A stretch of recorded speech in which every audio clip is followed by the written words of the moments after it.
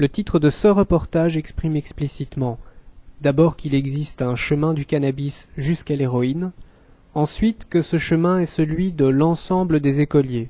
Ce dernier terme sous-entend que ça touche des enfants, et des enfants très jeunes. Le titre possède donc des éléments terriblement angoissants pour les parents. Le reportage introduit son propos par une séquence effrayante d'injection d'héroïne, qui ne peut qu'influencer le regard que le spectateur va porter sur le restant des séquences. Françoise Van de Mortel et Claude Lebrun ont réalisé ce reportage que je vous invite maintenant à découvrir.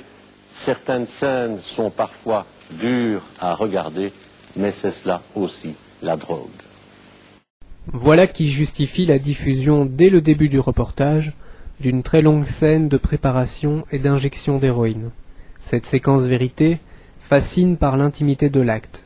L'association entre plaisir et mort aura rarement été montrée aussi clairement. C'est la seule séquence dans laquelle la journaliste n'intervient pas. On laisse la force des images prendre le spectateur. Imprégné, il analysera le reste du reportage en ayant en tête ce premier plan. Cette séquence a lieu dans une école. Elle se déroule en deux temps. D'abord, il y a la cour de récréation et ses jeux, qui représentent une certaine image d'innocence que chaque téléspectateur a connue. Ensuite, vient l'interview d'un groupe classe à l'intérieur. Le commentaire généralise les situations et témoignages par l'affirmation de « c'est partout pareil », répété à de nombreuses reprises. Il y a du trafic dans l'école? Il y en a presque rien quand ça vraiment... Non, mais c'est vrai. On voit où j'ai déjà été, où c'est... tous les jours, toutes les semaines, ambulance, overdose, ramenée comme ça. Mais la directrice disait rien, tout le monde était couché par terre dans les couloirs, en train de fumer. Ah ben, c'est plus ça maintenant. Hein. Maintenant plus, non, mais il y a 2 ans. Et même que le neveu de la directrice se droguait aussi, alors elle ne pouvait rien dire. Quoi. Au sein de la classe, le dispositif mis en place n'est pas anodin. Les élèves sont ensemble, face à la caméra, tandis que les adultes sont éloignés. Ceci favorise la parole des grandes gueules et pas la parole de tout un chacun. En effet, parler devant une caméra n'est pas simple et oser une parole décalée n'est pas toujours sans risque. Moi, je suis contre parce que je trouve que ça peut tourner mal quoi, de commencer avec ces choses. Tu l'as déjà essayé? Non, je peux pas dire. Je sais pas. Tu viens chez moi et tu me demandes. Tu me dis quoi? Quoi? Tu verras. Elle est contre la canne. C'est déjà... Ça, c'est...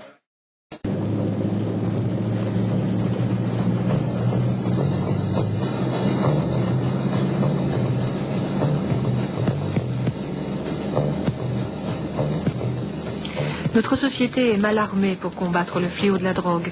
Devant le jeune drogué qui est un malade, mais aussi un prosélyte et un délinquant, la justice est souvent incohérente. Elle se montre trop répressive ou trop indulgente, mais la loi actuelle ne lui donne pas, comme dans d'autres pays, les moyens de guérir. Ce sont les jeunes qui se droguent. Ce sont tous des malades, des délinquants et des prosélytes. Voilà qui résume fort bien les idées reçues que ce reportage propage au fil des commentaires et des interviews. Ce long travelling de nuit pourrait signifier « la drogue ne dort jamais, elle avance tout le temps ». Cette idée est renforcée par la phrase « le problème se déplace d'un quartier à l'autre ».